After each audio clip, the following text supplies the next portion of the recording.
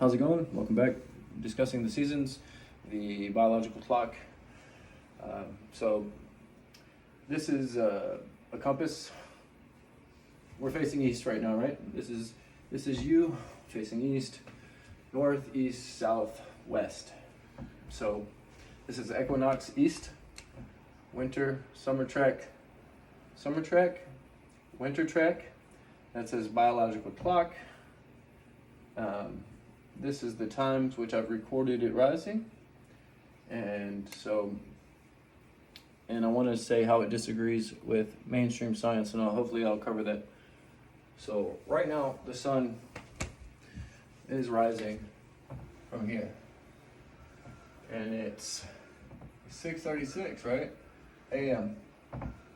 It rose. A month ago, it rose at 6:16. Now, 31 days later, it's rising. 20 minutes later, there's 3 20 minutes in a month and an hour, right? And that season has 1 hour daylight savings. So next month it'll be 6:56. September is when the equinox comes. It'll be 7:16, and then we'll go back to the equinox, and then we'll fall back an hour. We'll go back to the 6:16. Now, they do this for slavery, so we can work longer days, right? Not because it has anything to do with the seasons. So the distance at which the sun and the moon, if you're in the north, both rise at a closer angle to you than the equinox and the winter solstice. The sun and moon both appear larger on the horizon when they're setting and rising than they do for your winter track. Now, they're at further angles, and you're seeing less of them because of the angle and distance they're rising and setting from you. And the angle allows you to see less light because the land and your perspective blocks the visibility. So, because somebody was telling me why during equinox, fall time, that they saw the moon or sun in the sky near 9 p.m., which was later than their summertime. And this is the summertime is when you're supposed to have the most sun. The sun's closest to you. You would think that that's when you get the most sun, but it's not. It's not where it's going to be at latest in the afternoon. So say the sun rises every day.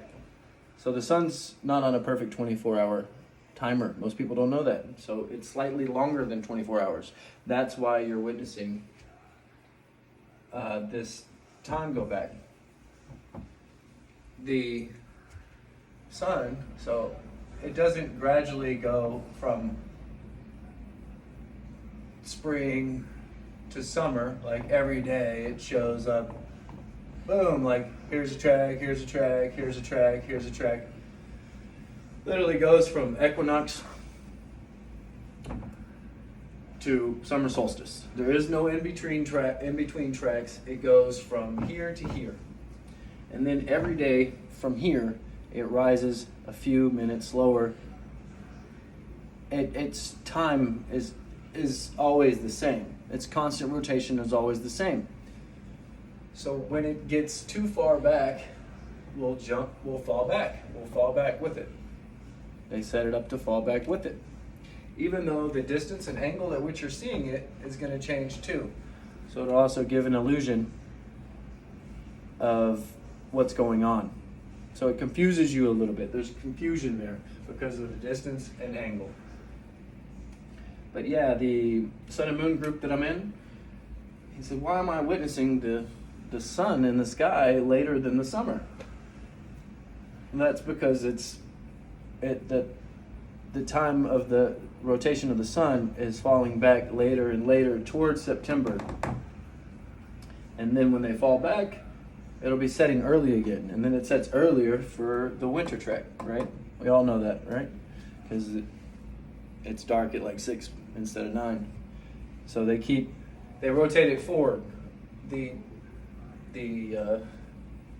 daylight savings is also to help confuse you with lobe science and they want to teach you that there's perfect 24 hours in a day, and there's not. So I hope this was informative for you. But yeah, tell me what you think. Thoughts, opinions. Did you know this? A lot of people don't. Peace.